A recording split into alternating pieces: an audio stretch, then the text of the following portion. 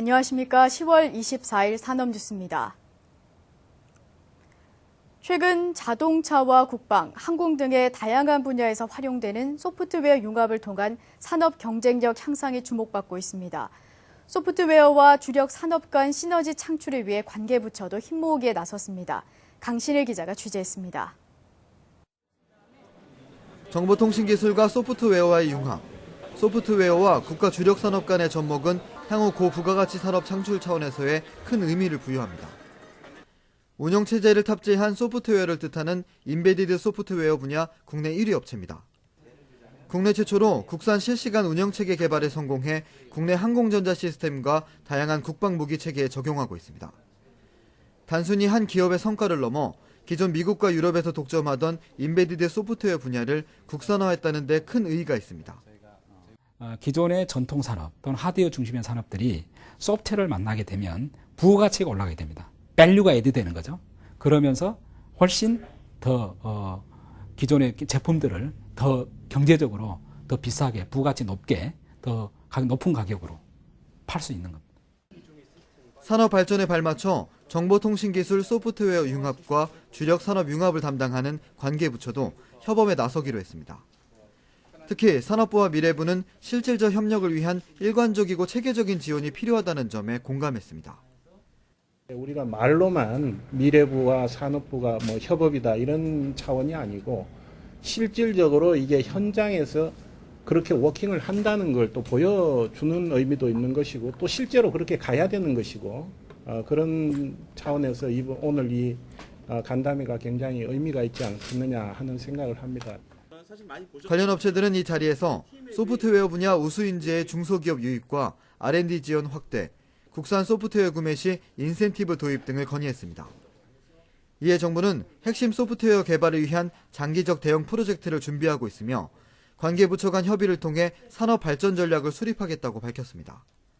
산업뉴스 강신일입니다. 요즘은 작은 칩 하나가 삶의 방식을 바꾸는 첨단 IT 시대인데요.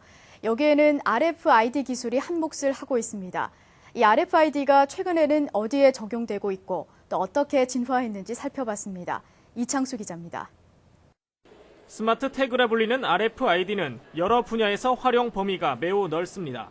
그만큼 일상에서나 업무 등에서 쉽고 편리하게 사용할 수 있는 기술입니다.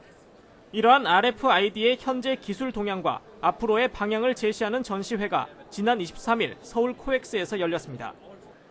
국내 한 유통기업은 RFID를 활용한 의류 판매 시스템을 선보였습니다. 의류 태그에 RFID를 장착하면 소비자가 옷걸이에서 옷을 빼거나 피팅룸에서 어떤 옷을 입었는지에 대한 정보가 수집됩니다. 이를 통해 소비자 선호도를 파악하고 재고 관리를 할 수 있습니다. 오프라인에서는 고객의 선호도를 파악할 방법이 없었는데요. 이번에 저희가 제공한 서비스 스마트 피팅룸과 스마트 행거는 고객의 선호도를 실시간으로 RFID 기술을 이용해서 알 수 있는 장점이 있습니다. 통학 차량을 이용하는 어린이들의 안전을 지킬 수 있는 RFID 기술, 버스 내부에 RFID를 인식할 수 있는 장치와 이를 전송할 수 있는 통신 기술이 적용됐습니다. 이 스마트 태그를 어린이가 가지고 있으면 통학버스의 승하차 여부 등을 학부모들이 실시간으로 알 수 있습니다. 아기들의 등 하원 시에 발생할 수 있는 그 안전사고들이 많이 있는데요. 그 안전사고를 사전에 예방할 수 있는 효과나 더 나아가서는 이런 서비스를 기반으로 해서 사회적인 약자 계층이나 좀 보호해야 될 사람들을 이런 서비스를 통해서 보호할 수 있는. 이 외에도 RFID와 NFC 등의 무선 통신 기술을 활용한 다양한 사례들이 소개돼 관련 시장의 성장을 엿볼 수 있었습니다.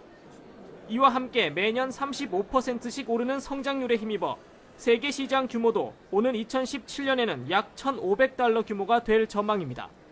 산업뉴스 이창수입니다.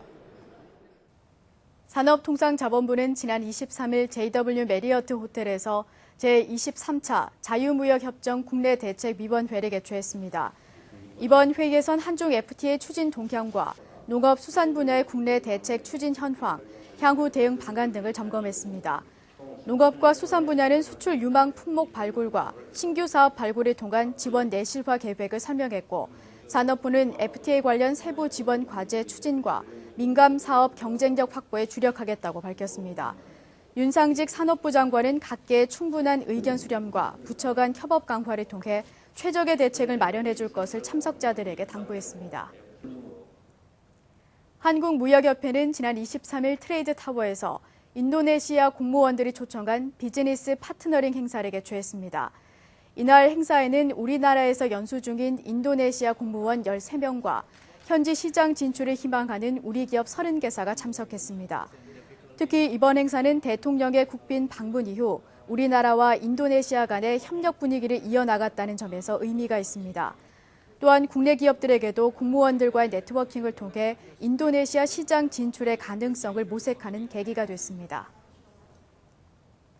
계속해서 주요 산업단신입니다. 산업통상자원부는 산업과 발전 부문 426개 관리 업체에 대한 내년도 온실가스 감축 목표를 설정했습니다. 내년 온실가스 예상 배출량은 5억 8,300여만 톤 CO2인 반면 배출 허용량은 5억 6,700여만 톤 CO2로 감축 총량은 1,500여만 톤 CO2입니다. 산업부는 11월 박근혜 대통령의 유럽 방문에 동행할 경제사절단을 확정해 발표했습니다. 경제사절단은 총 67개사로 이들은 현지 정부 기업 등과 경제협력 활동을 벌일 예정입니다. 중견기업연합회는 지난 23일 최수연 금융감독원 원장과 함께 중견기업인과의 간담회를 개최했습니다. 이 자리에서 중견기업인들은 중소기업으로 지원받았던 정책 지원이 일시에 축소됨에 따라 자금 조달에 어려움이 있다고 호소했습니다. 산업부는 동반 성장 주간 행사의 일환으로 성과공유제 확산 협의회를 개최했습니다. 한편 산업부는 올 10월 현재 성과공유제 도입 기업이 101개사이고 등록과제는 2,307건에 달한다고 밝혔습니다.